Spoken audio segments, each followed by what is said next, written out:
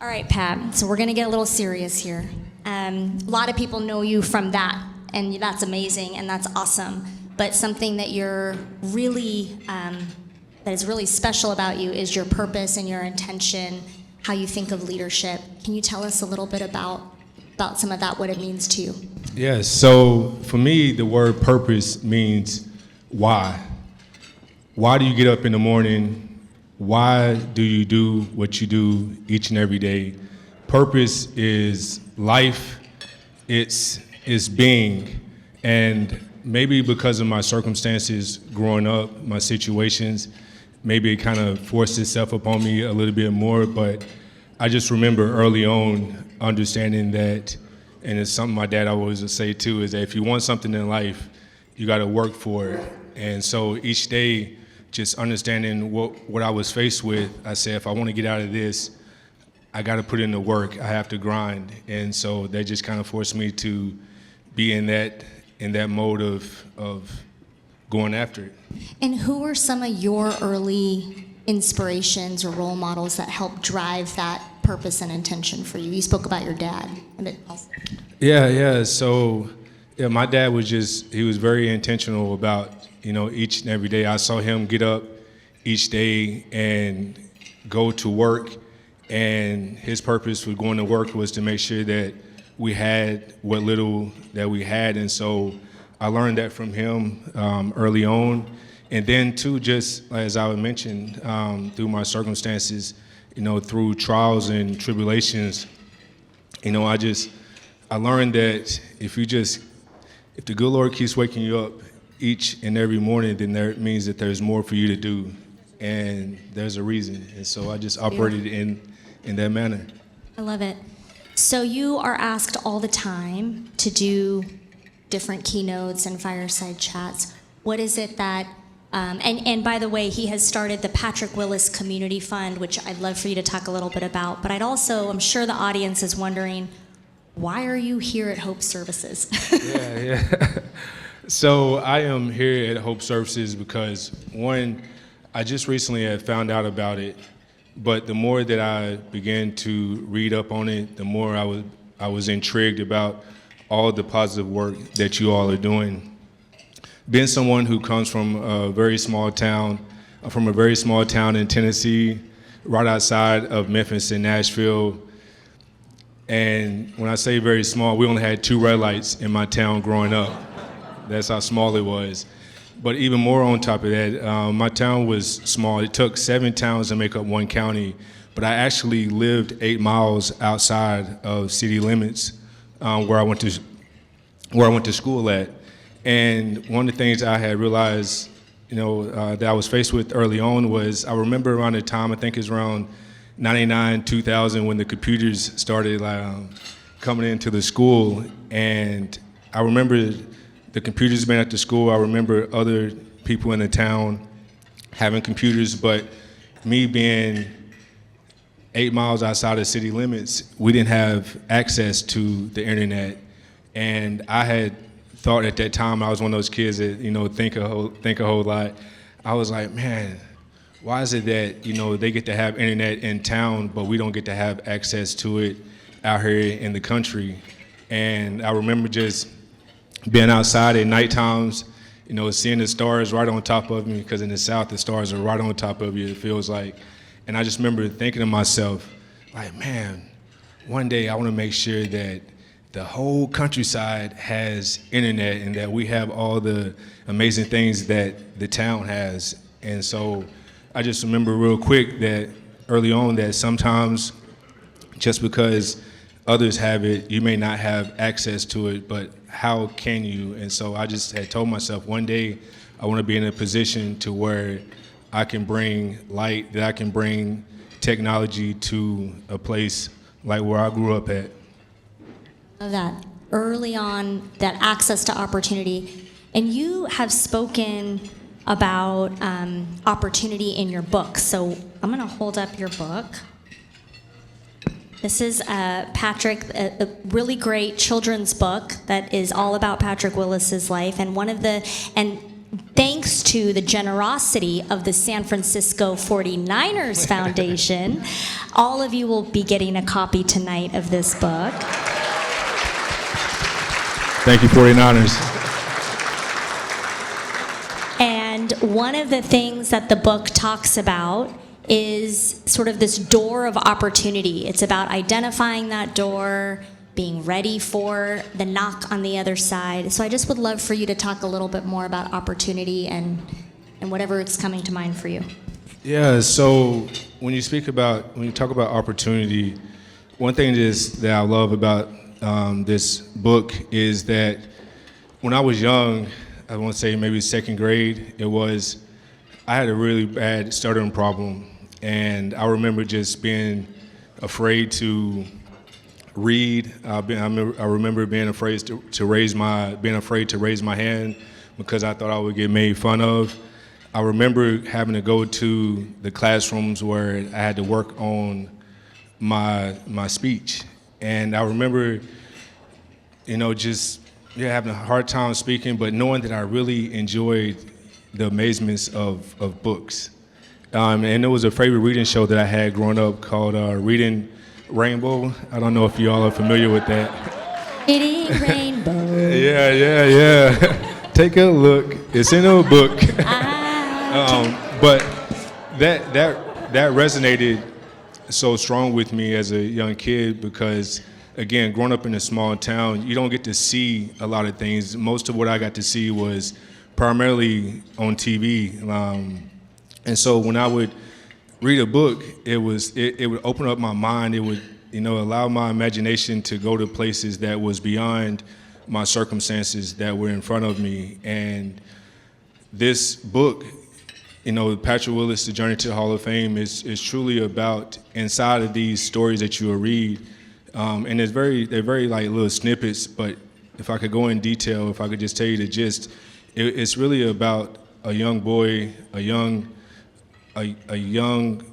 boy with an imagination, with a dream, with a vision that operated from discipline, faith, and heart. Discipline was showing up each and every day, regardless of what your circumstances may have presented before you, still showing up with a smile, still operating. And then faith was, believing that each day that the Lord woke me up, that I could do something about my circumstances. And then heart was just, what I learned was people maybe can talk about, the home I grew up in. They might can talk about the vehicles that, that my dad drove, when we show up to baseball games and stuff, that I know people laughed or whatnot. But one of the things I learned was that people can measure that, but they can't measure your heart. And so that book, when you're reading it, that journey is truly about a young kid with faith, discipline, and heart. And also, it's about understanding that your destination doesn't determine, where you start doesn't determine your destination. Because again, in the Bible, it talks about us falling on different planes. Some fall on, a nice, smooth plane, others fall on rocky plains, and others fall on thorns, but yet we still grow. And so this book just meant a lot to me for, as I just said, a multitude of reasons to say that anything is possible with hard work, with faith, with discipline, and with heart. I love it. You guys are going to get to read it and share it with the loved one.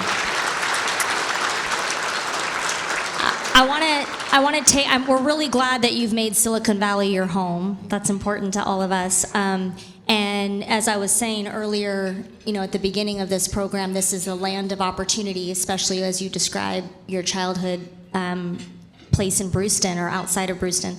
Can you share a little bit about your thoughts around innovation, and while we have innovation being inclusive of all people, and a little bit around the gap, like how do we think about being in the epicenter of innovation while there's still humans for whom the world is not designed for? Yeah, that's a great question. It's tough, $1 million question. I can't necessarily say 100%. of how to narrow that gap, or essentially what has to be done. But what I will say is that, to be in a place like Silicon Valley is truly special, because for so many reasons. I know that as a football player, getting drafted to certain markets, you don't get certain marketing money, but I did notice being drafted here to the 49ers, the city, just California in general, but it's surrounded with, it has so much. It can present so much to you, and I don't know where I was going. Yeah, no, and so there's a lot here. No, this is no. This is home. The city is rich and abundant and beautiful, and there's disparity. And so one of the things I don't know if I didn't tell you all this earlier, but when I was a kid, I was very intrigued with technology. I don't know what it was, but I don't know. I was born in '85, but something about that. What was it? The Atari, and then the Super Nintendo. I'm sorry, the Atari, the Nintendo, and the Super Nintendo. But I always were asking 101 questions, and my dad was like, well, why do you ask all these questions? Just play the game. And I'm like, yeah, but how does this work? And I just remember as a young kid just telling myself, one day, I want to be able to create a video game. I want to be able to be on a video game. And man, long story short, I was able to be on a video game. I've been able to be a part of making a video game, but I say all that to say God works in mysterious ways, because what are the chances that I would get drafted to the Bay Area where the tech hub is at? This is home of tech. I know they have some other places they're trying to build themselves up, Texas and some others, but the Bay Area is where it's at. So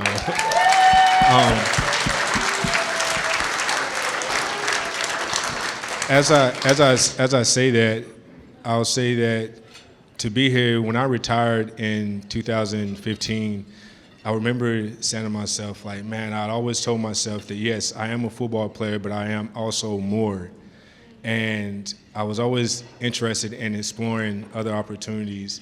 And I was fortunate enough to be able to explore some. My very first opportunity didn't go so well at all. And you truly learn when they say, like, only so many can get to the top. But I am grateful for the experience. And where I was going with it is, what I realized is that, man, there's so much here in Silicon Valley, and being someone such as myself who have been through the many things I've been through, the highs and lows, the struggles, I'd always told myself that one day I want to be in a position to where I can give back to others, and where I can give back to others and help them reach their zenith, help them reach their highest potential in whatever way that may be. And so to be a kid who was very intrigued into technology, and to now be here in the Bay Area for as long as I have, and now to come across an amazing organization like Hope Services, and learning all the positive work that you all are doing, it touches me so much, because I can also, now it makes me smile to think about the kind of what you can bring to a small town like Brewston, where I come from, and how it can help them be exposed. Because one of the things I have learned in life is that sometimes, man, it's all this stuff is out here, but we're not exposed to it, or we don't have access to it. And so I said, man, if I can help bridge that gap between small towns and big cities, by being able to bring in some technology, that's what I would want to do. Yeah, I love that, because it's a reminder, too, of how do we take what's the best of here into other places. I mean, I've spent the beginning of this evening talking about the wealth here and the disparity here, and that's true. And there's so many other places that we could be figuring out how to spread our opportunity to. Just two more questions, Pat. When you think about people with different abilities, when you think about people with intellectual and developmental disabilities, what do you think of, or what do you say to those folks or those families?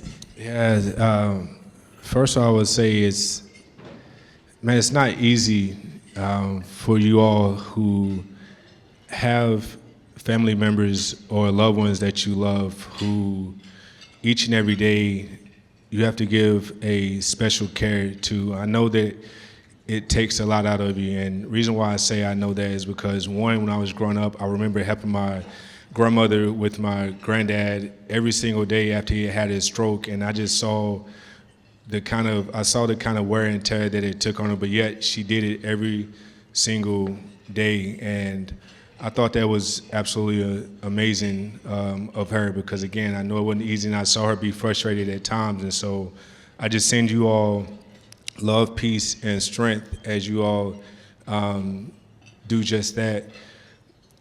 I'd also, like to be a little vulnerable. I won't say her name, but being that as I was just that young kid a long time ago, just wanting for access to internet, quite a few years later, I had a little sister, and I didn't necessarily, no one knew at this point in time, with her being born, but just being around her, and maybe I oftentimes say too that I just probably wasn't diagnosed with something, but the way in which I learn and how I pick up things, it doesn't necessarily tend to be normal either. But I say that to say, my little sister, I had noticed like at around 1 year old, she would just cry a lot, just cry and cry, but she never really tried to say many words. I never really saw her try to say any words, but I just noticed she would cry or she would make sounds, and it was almost as if, no one else either paid attention to it or maybe just didn't want to acknowledge it. But I was like, man, something just doesn't seem, it just doesn't seem, right. As mainstream as everything, yes, every other milestone. Yes, and I remember her by the time she was 3, she was walking, but she wasn't saying any words. All she would just say is, like just say certain words, like there wasn't really words.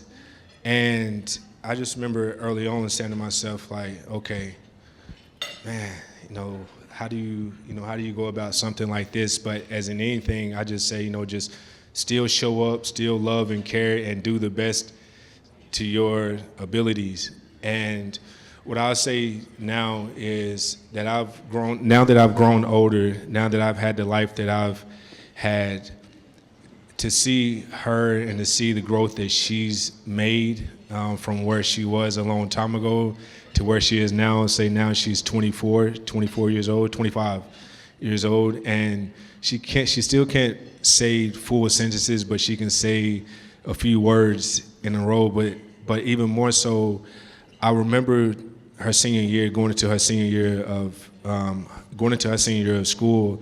Her school had got closed down. They had talked about closing it down. I remember thinking to myself, like, man, maybe I just try to, come out of my own pockets and pay for it all. But at the time, it didn't really, make a whole lot of, I couldn't really do that, and really didn't make a whole lot of sense. So that's why I say for all of you all in here tonight, you can make an impact in a major way. But I remember I remember thinking to myself, like, man, they can't close down her school because what would she do? Like, man, she loves it there. I've been there a few times to visit her at school. I see the way she is when she's at school around her peers. It's not the same as when she's at home around like us. It's just the way in which like she would communicate. She just felt at home. And I remember just seeing her smile, riding the bicycles with her, seeing her take me from her classroom to classroom. And so when they closed the school, I was kind of lost. I was like, man, what do we do now? And I was very fortunate because my high school actually took her in, and they presented to her, or they allowed her to have a space that was uniquely just for her. And it made me smile because they would send me pictures and videos of her, and what she would do was she would be the older kid that would get the younger kids off the bus and take them to their classroom. And she had so much fun doing that. She was so thrilled doing that. And I just remember saying to myself, like, man, I'm happy Now, with that being said, now a year later, she's graduating from school, and to be honest with you, I don't know where to. Thank you. And as we clap, I was happy, but at the same time, I was like, but what's next? How do we, what do we do next? And my sister, Arnika, she is the king of resources. She would say, Patrick, there's resources, but I truly didn't understand. And plus, I was also in my own world and was trying to, make a living for myself, to just thinking that money enough was, would be enough to make things happen.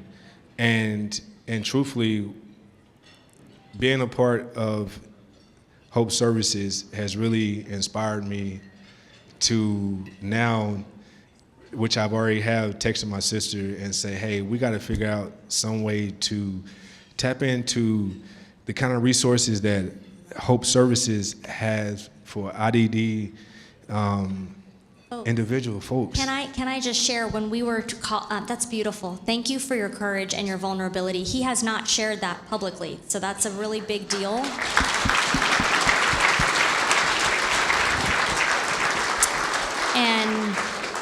And it's really special that he chose this community to share that with. When we were prepping on this, we met a couple days yesterday. Was it yesterday? Oh my God, Tuesdays, 2 days ago. And we were talking about Hope Services. Pat was literally said, I wish Tennessee had something like this. He said, I wish, so you actually work with people when they're done with high school and when they're adults, and how long can they stay? Oh my gosh, all the way as senior citizens until the end of their life. Oh, they can get jobs. Oh, they can do programs. And so it made my heart feel very, very lucky for what we have in California with the Lanterman Act, but also made me realize how much work we have to do in the rest of the country when a Hall of Famer's family member doesn't have the services that they need out in Tennessee. So someone expand us nationally now. All right, Pat.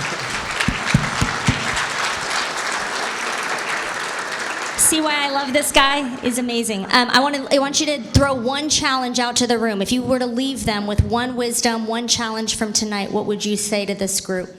Wow, I would say that your impact, it matters, and the fact that we are all here tonight when we could be anywhere else means all the difference in the world. That means, and I'm a firm believer, and again, as Miss Aila said, I told her to stop calling me ma'am and miss. I can't handle it. I'm a person of intent.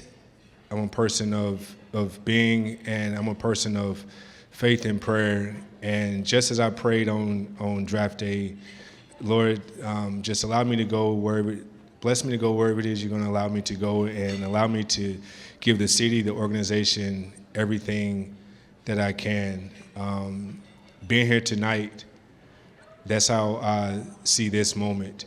The fact that I'm here, I am exactly where I am supposed to be, just like each of you. So I say to each of you, look inside your own hearts and do what you can. Now, everybody's purpose is individual, but it also is collective. So let's come together and give back in a way that it will ring for years to come.